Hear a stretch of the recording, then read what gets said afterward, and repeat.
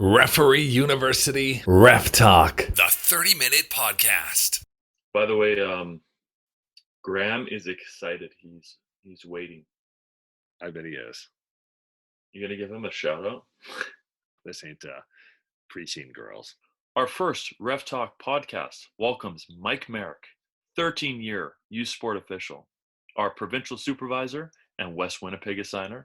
He is the mentor that helped me develop and push me to commit to officiating due to him seeing the potential I had. It is fitting that he would be the very first guest of this maybe once-in-a-lifetime podcast. Mike Merrick, welcome. Thank you. I'm super excited to be here. Hopefully this is something that keeps going. I mean, I don't need to be the guest every time, but at least this first time. Well, if you do a pretty good job, maybe more people will tune in. We'll see how that goes. Nice. Let's get right into it. What got you into reffing? Mostly a matter of convenience, truthfully. It was back in junior high. I was a volleyball guy. I reffed volleyball. And as it turned out back then, we were always getting our officials from the high schools in the area. Well, lo and behold, oftentimes those guys just wouldn't show up. So they said, hey, Mike, why don't you take a basketball reffing clinic? And I thought, hey, what the heck? I'm open to new opportunities. So sure enough, I tried it out, and so it began. You know, what people may not know, obviously I know because we're pretty good friends, is that you've never played the game of basketball. But when you look at most high-level officials, they have that basketball background because they had a feel for the game. They played it. But you haven't. So how were you able to overcome that? Probably because I sucked when I started, truthfully. I wasn't very good. And I'm totally honest here. I was one of those multi-sport athlete people in junior high. I played badminton. I played volleyball. I played baseball. I curled. I did all sorts of things. But I never played basketball at all. It was never my thing.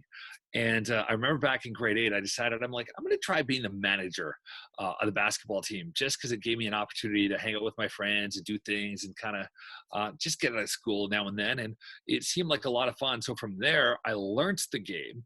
And then getting into it as an official after going to one of the clinics we talked about, that's how it all began. But it was certainly not a smooth start like it was even for me in volleyball, which I knew so well because I played, albeit no star there either. But that's how it all kind of came to fruition, if you will. So you went from the nickname Mike the Manager to Machine Gun Mike, which was your broadcasting career? One of them, yep. There were an abundance of those, but that was one for sure. And do you have a nickname now, or is it just Mike? Sometimes people call me the sheriff. I didn't make it up. Where did that come from? I don't know. We had this guy, and it was just kind of a thing we had in the conference. So our conference now obviously is called the West Winnipeg Athletic Conference, or WAC. Back in the day, it used to be called the St. James Conference. And so when I took over, this guy just started calling me the sheriff of St. James, or the new sheriff. The new sheriff in town. Kind of similar to that Last Dance by Michael Jordan, where they're calling him the new sheriff. But trying to think of his name. He stopped reffing, didn't he, about 2 years ago? Yes, Adam. Adam, there we go. Ref Arf. He has a tattoo. I can't remember. Does it say Ref? No, Arf. That's what the tattoo says, does it not? Yeah, and it's got a number on it. I don't totally remember the whole significance to it. I do know that was his nickname back in the day when he played. That's fair. Now, you've been described as one of the happiest referees on the court. You want to elaborate on why that might be? There's probably a number of different reasons. I would say number one, I get the benefit of picking my partners as an assigner. So I get to work with people I enjoy working with. And for those people that are going to watch this, there's many of you that I work with each and every year. So it's not like you're down there on the list of favorites. That plays a part. The fact that I go out there and do it, I mean, we're always throwing ourselves into a place of adversity. That's kind of the role of the official. So I enjoy that. And I don't know if I would say I thrive on it, but I just have fun when I'm out there, because if I didn't enjoy it, I wouldn't be doing it. It's not like it's my career by any means. I'm certainly no professional, but at least I do it because I have fun with it. And so I think it's important to show that to people and show people that you're a real person and not just this authority figure out there on the court. You know, in addition to that personality that you have of being the happiest out there, you have a very interesting run. Now, don't get me wrong. We know there's a couple referees in Winnipeg that have odd run, and everyone has their own style. Yours is a little bit more interesting, but you still claim to be athletic through it. I'm Take me through that. speedy. I'm speedy. I'm not efficient. I'm not graceful. There's a lot of things I am not, but yet I can get to where I need to get to. Most likely, I'm probably far more tired in getting there than I would be if I was an efficient runner, but I just can't for the life of me figure it out. I've been to a bunch of camps over time, and people are like, Merrick, what are you doing? Like, do you know how to run? And they would take me aside, take me in the hallway. We'd run back and forth. No, pump your arms like this. Don't put your arms like that. No, don't kick your legs up like this. It just doesn't work. And so my grace is just what it is. If there's a positive to it, it's that in watching tape and trying to get better and things like this after games, it's really easy to pick out which one's me just by the run. Now, for viewers that don't know, when you go to a first clinic, it's not about here's how you run. You've been to nationals and you've been to playoffs, so that way your feedback might be more high level. So your call selection is probably fine in their eyes. So now they're trying to complete the package with the run. Is that why they're focusing on it?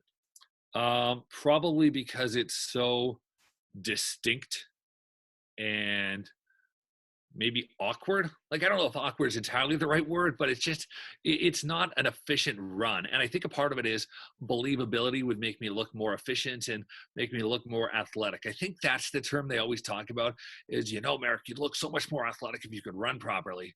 And I can't figure it out. Speaking of athleticism, we have a play here of you jumping over a ball in the game. You want to run us through how that occurred? Just one of my many skill sets. Again, probably not the most graceful maneuver out there. I believe that, but sometimes you just have to do what you have to do, whether that's jump the ball, get hit by the ball, take it in the mouth and break a tooth. There's so many options. Now, remember, these stories are about you, not my stories. Yes, I know. Could be saved for another time. However, we can lead into your most embarrassing story. So I'll give you an option to do one or two, up to you, but give us an embarrassing story. Got two really good embarrassing stories. One of them was probably my second or third year working at the university level, working Canada West. And the way it works out is everybody gets assigned to the game, a crew, and one of the officials had to decline. So I was thrown in as the replacement. Of course, this person happened to be the crew chief of the game, so I ended up taking that spot, working with two incredibly experienced partners. And we're at the University of Manitoba. In addition to being my first crew chief game, it's probably one of my first men's games ever. And time's ticking down. They're finishing introductions. And one of my partners says to me, "Hey, Mike, where's the ball?" And I'm looking around the table trying to find, there's no ball. And I was like, "What do you mean? Where's the ball?" So scramble, scramble, scramble. Somebody gets the ball for me. All is well. So we go out there and we're getting ready to start. And I had this routine back in the day, which I might add, I've changed. I don't do this anymore. But I would go out there, I would blow my whistle, I would bounce the ball, walk in, and throw it up.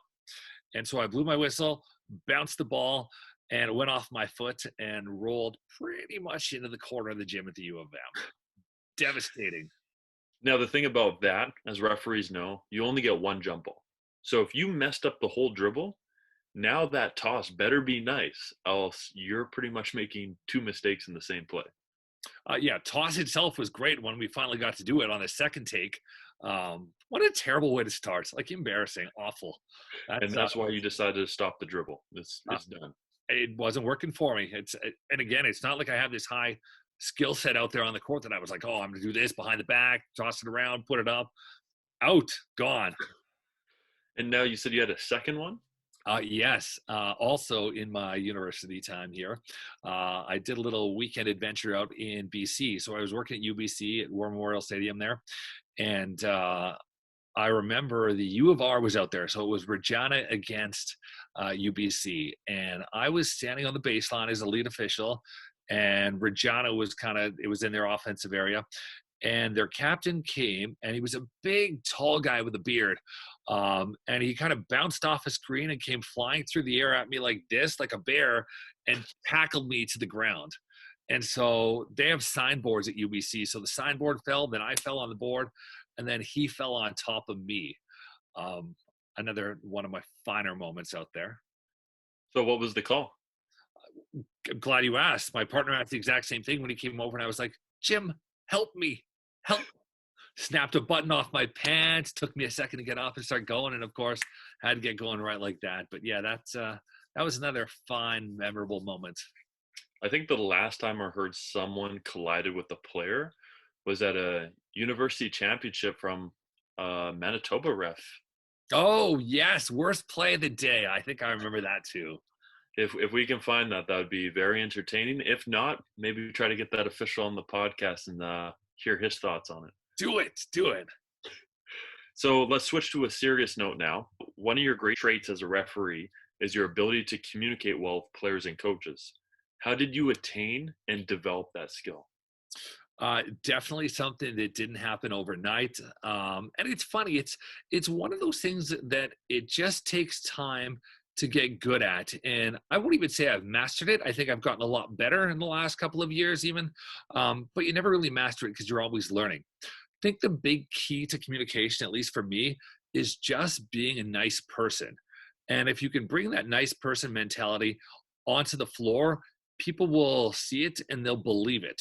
And what I mean by that is coaches have a vested interest. They're passionate. They're engaged, and they should be because they care. And so they're going to be emotional. And that's going to go up and down at times. And I think a big part is understanding why they're like that and not necessarily jumping on them and criticizing them for doing it. Emotion's a part of the game. Let it happen. And if you want to have a conversation with them, go over there and say, hey, coach, I see you're frustrated. What's up? How can I help? Same thing I would do with a player. And to me, or at least for me, that works really well. It certainly doesn't work for everyone. And there's 101 different styles and techniques of communication out there. But I would much rather build a relationship and a rapport with someone than come across as the authority figure or disciplinarian or, oh, that ref is always like this. He won't talk to me. Coaches just want to be heard, and players just want to be heard too. And there's a real fine line in terms of having the conversation and taking it too far. Obviously, we can't be talking the entire time throughout a game. We can't be talking where we're trying to concentrate. We can't be talking on every single call. But valid questions are questions. And if you answer them, they're going to respect you a heck of a lot more than if you just avoid them. And so I think that's a big part of what I've done is just a willingness to talk to people. And yet, if you have to be firm, you can be firm, and that's totally okay. And of course, there's also that line too when we go from appropriate behavior to not appropriate, and that's when we have to still discipline. Firm but fair. I think we touch upon warnings in one of our videos. Actually, I'm pretty sure we do. But I would like to bring you out for maybe a communication portion when we have that video put together. I might have you come out and do a little bit of talk on that. I'd be happy to. It's only my perspective. It's only my perspective, and again, it can differ from a lot of people, but it's something that works for me. Yeah, but the thing is, like, as much as there are different perspectives, we all learn through collaboration. So maybe a couple of tips you bring something someone else didn't bring, right? But you did mention a line. Maybe that's where the key is. So you have the firm but fair method, but there's a line. When does someone cross that line? I think the line is usually pretty obvious, and that's what makes it easy. So if somebody is screaming at the top of their lungs and making a spectacle and trying to get all the attention upon them, that's automatic. If they're vulgar and people can hear, that too is automatic. And threats. I don't do well with threats. So if you're going to send in the tape to my supervisor, that's going to get you on automatically. You can send that one in too, because threats don't work for me. You know, there's this little saying that goes, if Mike Merrick or Earl Roberts give you a T in a game, you probably deserved it. Right? Because I'm pretty lenient and pretty fair, and probably not as firm as I need to be. But it's worked for me for the most part. What advice would you give to those that are interested in reffing or considering reffing? Do it. If you're interested or even thinking about it, go to a clinic and give it a shot. Ask lots of questions. Talk to people that you know ref. So many people that do get into it are people that, as you've said, have played the game, know the game, been involved with the game, and looking for another opportunity to get involved. do it and talk to those people. And if you go to a clinic and you start doing it and you're like, oh, this sucks, I'm frustrated, people are yelling at me all the time, again, find somebody to talk to, as a mentor or as a friend or whatever the case may be, because chances are anybody that's been doing it for a while has probably encountered the same situation that you're dealing with now, and they can give you tips for how to deal with it. There are an abundance of opportunities out there now. So if you strive to do things, if you want to get into the high school level and do provincials, or you want to get into doing our college league, for us it's MCAC, but there's ACAC, there's Pac West, so many different ones throughout Canada at least. You just have to work hard and aspire to it and ask questions, talk to people, see what you need to do to move up there. Youth sport, of course, is another opportunity. And then there's things like FIBA cards, which we are fortunate enough here in Canada that we have a number of FIBA referees. But of course, every few years they look to certify new ones, change things up. So there are endless possibilities if it's something you want to do. And it's a great way to stay involved. I mean, for myself, obviously, it didn't keep me involved because I was never an athlete, but it's something that I've enjoyed over the years. And honestly, most of my friends now are people that I ref with, because we talk about basketball, we talk about games, and away from the court, we can go for beers, we can hang out, we can golf in the summertime, do whatever. So for me, it's really been twofold. It's one, yes, it's something that I love doing now. But two, it's so much about the people and the relationships and the friendships and things. So if you're considering it or unsure about it or on the fence, ask questions, talk to somebody you know, and at least give it a shot, but don't quit. If you started and you're frustrated, figure it out, deal with it.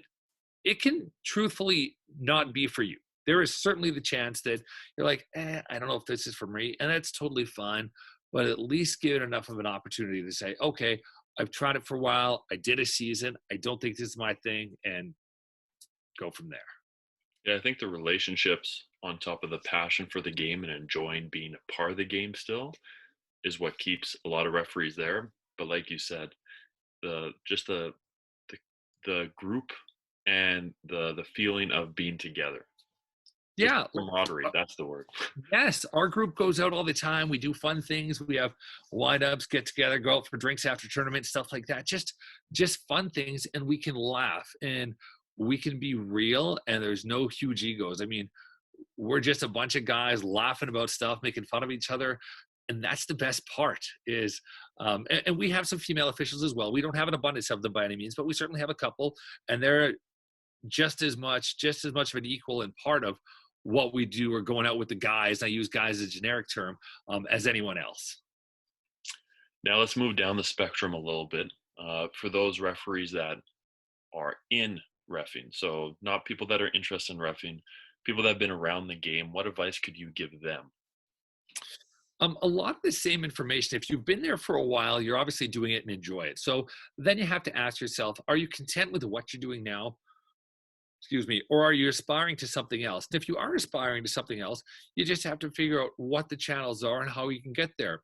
And certainly within our province, there's opportunities to talk to your assigner, say, hey, I would like to do this, or here are some of my goals. Talk to your mentor and find out what kind of things you need to do, what steps you can take in order to move up, to get to that next level, to get the bigger game at the level that you're doing already, all those sorts of things.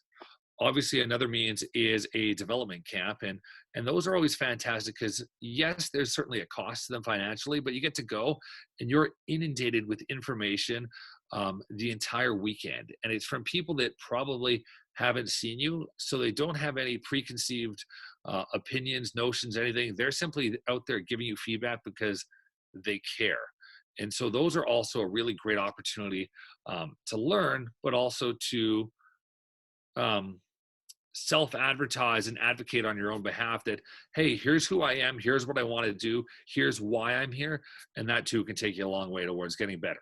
Now, if you're content with what you're doing, and that's totally fine, just make sure that when you're going out there, you're putting in the effort all the time, because I think that's the number one kind of complaint people will have, is that officials that aren't necessarily putting in the effort, especially for the paycheck. So even if you're content with where you're at, put the effort in and do justice to the game.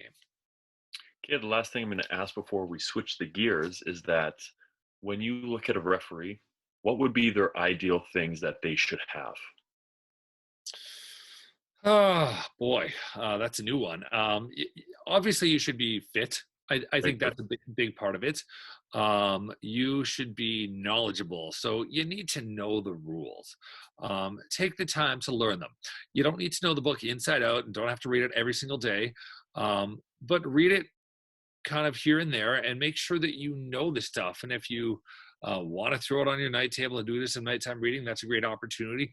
But at least go through it and know your rules, because there's no better way to get yourself out of a problem than by being able to quote something out of the rule book or say, hey, here's what the rule is. That's going to be one of your best friends as well. So look the part, know the rules, um, and be willing to listen. Listen to coaches, listen to players, and listen to peers and others that want to give you feedback, because that is such a crucial part of being a good official. So with our channel, we try to involve all stakeholders. So we've had the referee mindset. Let's switch a little bit to a player coach mindset. And what I mean by that is, what can a coach do better, or what can they do in a game to better communicate with an official? It's tough because most of the time when they want to talk to you, it's when they're worked up or upset about something. So I think it's about um, having a smile periodically, showing that they too are a real person. And we know so many mutual people that can be incredibly passionate, fiery, excitable up on the court, and then off the court, they're the nicest people around. And we have the benefit of knowing that that's who they are. So it's not a big thing. But for other people, it may be harder to kind of gauge or understand who they really are, and recognizing that they're not this mean, angry person, but they're just someone who's passionate and involved. So I think a smile here and there helps a lot. I think humility helps when they say, hey, I screwed that up, or don't worry about that, or recognizing when you've done something well, and they want to say, hey, you know what, I like that call, good call, or you were right, or even something when you make a call and the bench reacts and the coach is like, no, that was the right call. That to me um, really kind of gives me a buy into the coach as well, because it shows that they appreciate what we're doing, and makes you feel valued. So I think that part is really something that I enjoy. Perfect. Now, as a player, we know that players can get worked up in that, and sometimes they don't know how to communicate with the official. What would be some suggestions or strategies you would give them to build a better relationship? Um, I don't find a lot of players are as willing to listen, and maybe that's because they don't think they need to, and that's totally fine. But that's not kind of a paint everybody with the same brush answer either. There are some that will, but it takes work to try to get through to them. And I'm not saying everybody has to be like, "Oh, hey, Ref, what can I do to help you?" But I think that if I know somebody's frustrated, I'm going to go over there and try to have some sort of quick chat to let them know that I've recognized that. So something as simple as, "Hey, I can see you're frustrated. Can I help?" Or "What's on your mind?" Or "Did I miss something down there?" Something like that that will show them that you care helps. And at the same time, that player has to be respectful in the sense it goes, "Oh yeah, here's my answer," or "Hey, thanks for asking," or "I appreciate that." And of course, sometimes you can have that kind of jovial sense with a player and joke around a little bit, inbounding a ball or whatever the case may be. That to me is so important because, again, at the end of the day, we're all a part of the game. The officials, the coaches, the players, we're all working for the same purpose. Yes, we don't necessarily win at the end of the day, but we're still an integral part of the game. So if we can have that kind of camaraderie, even between the three teams out there, it helps immensely. Good. That's great takeaways for players and coaches. I figured they might want something out of it, not just referee specific, but something that can improve their game. I hope it helps. Now, on to the speed round. Now, that doesn't mean you have to bang out one word answers. It's just kind of like answer as best as you can, as quick as you can. That way, it's just quick and consistent, right? So, biggest pet peeve with an official? Lazy. Don't be lazy. You're getting paid good money. Put the effort in and run. Biggest pet peeve of a player? Um, Flopping is definitely one. The other one is guys that initiate contact and want calls. There are good players that initiate contact and don't complain. Those ones are fine. Let them do their thing. But if you're going to initiate contact and complain, stop it. Biggest pet peeve of a coach? Coaches that yell for the sake of yelling. If you want to get upset over something, totally fine, and that's valid. But don't just yell for the sake of yelling, for the love of God. So, favorite referee? NBA guy Bennett Salvatore. If you don't know who he is, Google him by name, Bennett Salvatore. He's got the Allen Iverson ejection. He's got a bunch of really entertaining ones. He's just funny to watch, and he was a entertaining communicator too. And I believe he's actually a supervisor or something within the NBA right now too. Yeah, Allen Iverson was bringing the crowd down. That's sure was. Yeah, right. Yeah. Pre-game warm-up. For me, I think it's a big part of getting to the gym early enough that you can just kind of get prepared and get in the right mindset. Have a discussion with your partners, talk about the teams, what we know about them if we've seen them beforehand, tendencies of particular players, coaches, things like that. And then get out there and stretch and get all set up before you get out there for the game. Your infamous leg swing? There are some leg swings. There's some lunges. There's a variety of different things. Warm up the old calves so we don't have any more tears. 2's enough. That's fair. Now, you need to pick 2 officials to have on a crew that would make it a very enjoyable game. Just 2, and this isn't the 2 best officials you've ever played or ref with, just 2 that would make the game enjoyable.